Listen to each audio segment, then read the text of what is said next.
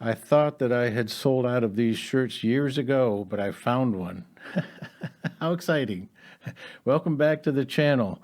A.R.T's Real Repairs for Real Customers.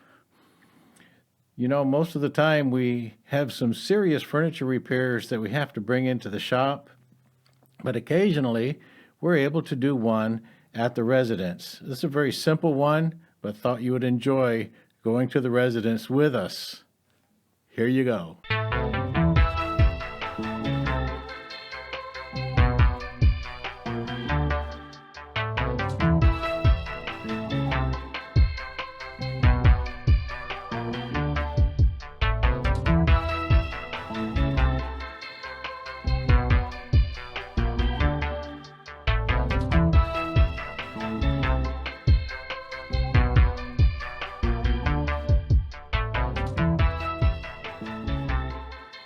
This is a good job to do in the residence because there are no repairs. We have that couch and this love seat. And look at the orange background. This reminds us of the recliner, the hooker recliner that we had previously. And that one was made in China, and so was this one. It's like they're made of the same base material, but the color is soft. Replacing the color is easy enough, but of course first we have to do our proper cleaning and a prep step. The most important part about this job is protecting everything in the house with proper drop cloths. Keep all of your color in the workstation. One drop of pigment in a carpet or on flooring could cost you more than you make on the entire job. The color is dark brown with a little bit of violet in it. Don't be fooled, the container is empty except for a trace of leftover red, which won't affect anything. And I'm using the high gloss clear in this case because the furniture is high gloss, but also because it will reveal the intensity of the pigments.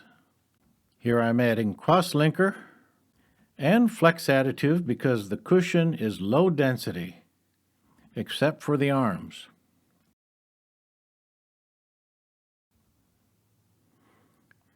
So initially, we're going to wipe in a light coat in all of these orange areas and wherever it's thin, like on the headrest, for example.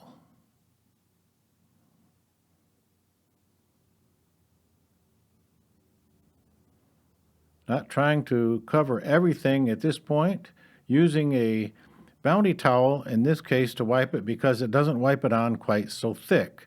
It gives me a better starting coating.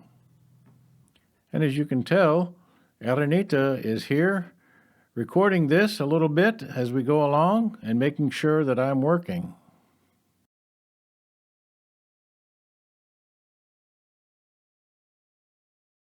Of course, everything I'm doing here with the Loveseat, I'm also doing on the sofa.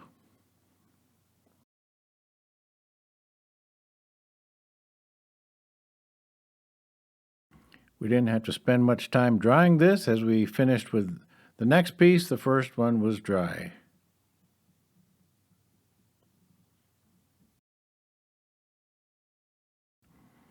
So I've cut up some stock foam into little blocks and use that for wiping the color here because it leaves a lot more color behind. This is going to give me much better coverage. It's going to lay on better now, the second coat, than if I had used the foam on the first coat.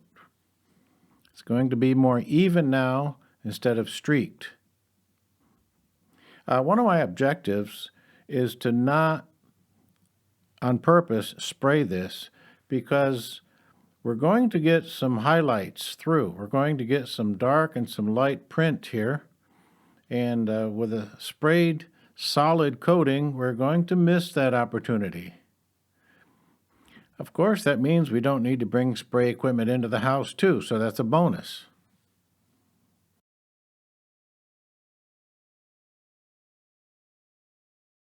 So in an application like this, your judgment would be the one.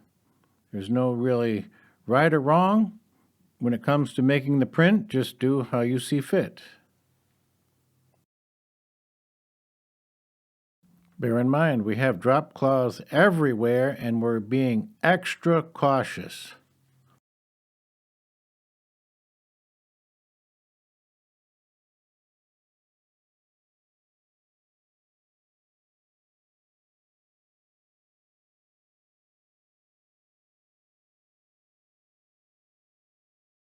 And here's a little action on the couch. We didn't want to leave it out too. What we did leave out is spraying the clear because Ernita was holding a drop cloth up behind the couch to make sure nothing hit the wall. So we just used a pre-val to spray the clear with her helping me protect the wall and whatever's behind the couch. This would be the high gloss clear with a little bit of thinner to help it spray through the pre-val better, cross-linker, and a slip additive. That gave everything the target gloss the customer wanted. And after so many trips around, I was glad to have some help with the hairdryer. Before we called it finished, though, we made sure we looked in between every one of these cushions. We lifted up the back cushion, looked underneath it, made sure everything was taken care of, and that took another trip around everything. You don't want somebody peeking in a corner where they shouldn't and seeing where there's not any color. Just trying to be thorough. Well, there you have it. Not a drop was spilled. No pets were harmed, although they did get the pet talk. That's right. The best way to preserve your leather is to not let the big dog up on there next time. Well, I hope you enjoyed that easy residential recoloring. It took us an hour and a half, and then we added on for the travel time as well. I'm sure you wouldn't mind doing more of those. We'll see you next time.